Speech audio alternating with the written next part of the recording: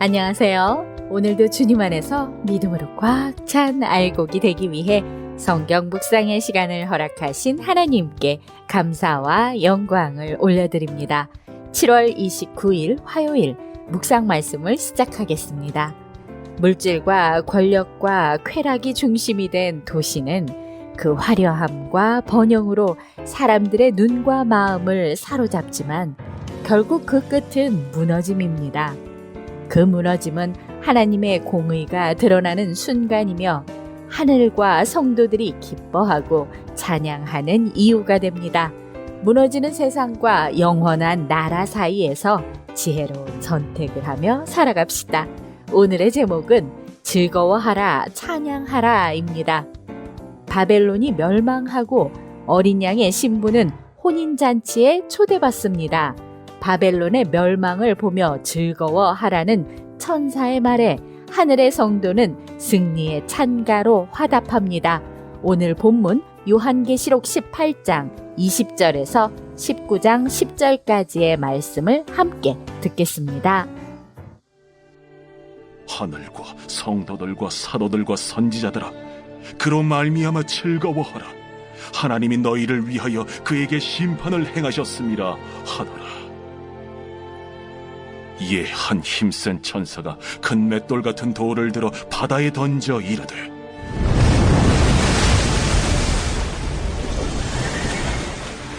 큰 성 바벨론이 이같이 비참하게 던져져 결코 다시 보이지 아니하리로다.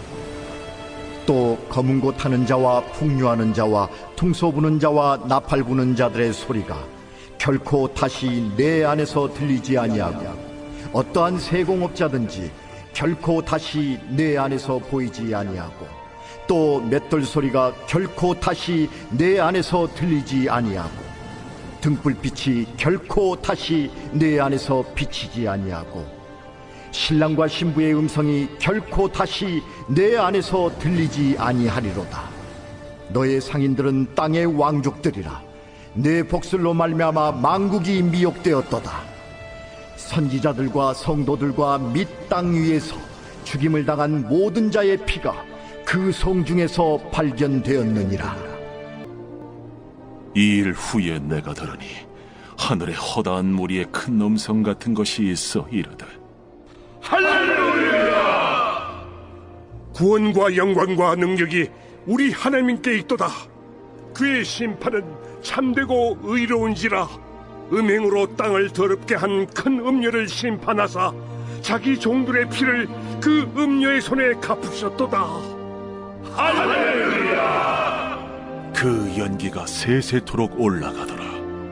또 24장로와 네 생물이 엎드려 보좌에 앉으신 하나님께 경배하여 이르되, 보좌에서 음성이 나서 이르시되, 하나님의 종들 곧 그를 경외하는 너희들아, 작은 자나 큰 자나 다 우리 하나님께 찬송하라.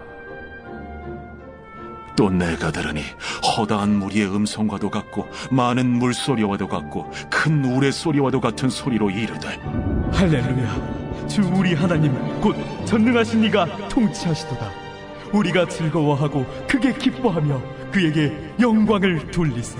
어린 양의 혼인 기약이 이르렀고 그의 아내가 자신을 준비하였으므로 그에게 빛나고 깨끗한 세마포옷을 입도록 허락하셨으니 이 세마포옷은 성도들의 옳은 행실이로다.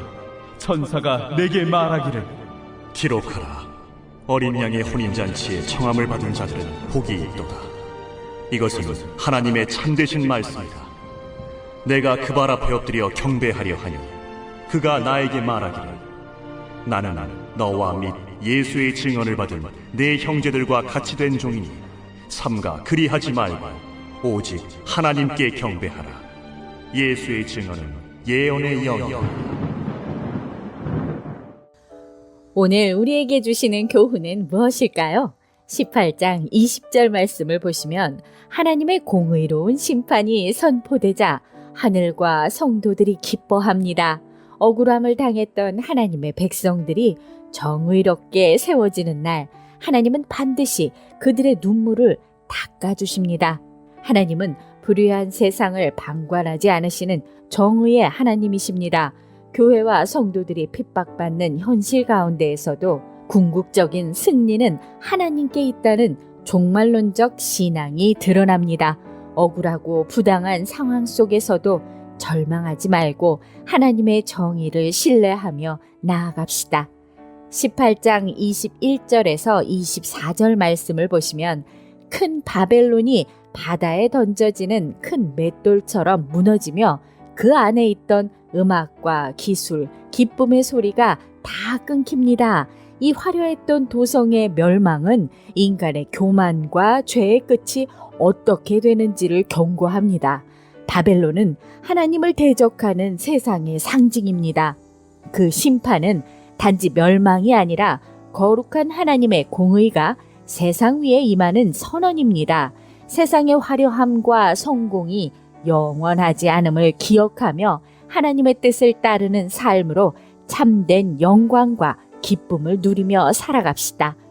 19장 1절에서 5절 말씀을 보시면 하늘에서 큰 음성으로 찬양이 터져 나옵니다.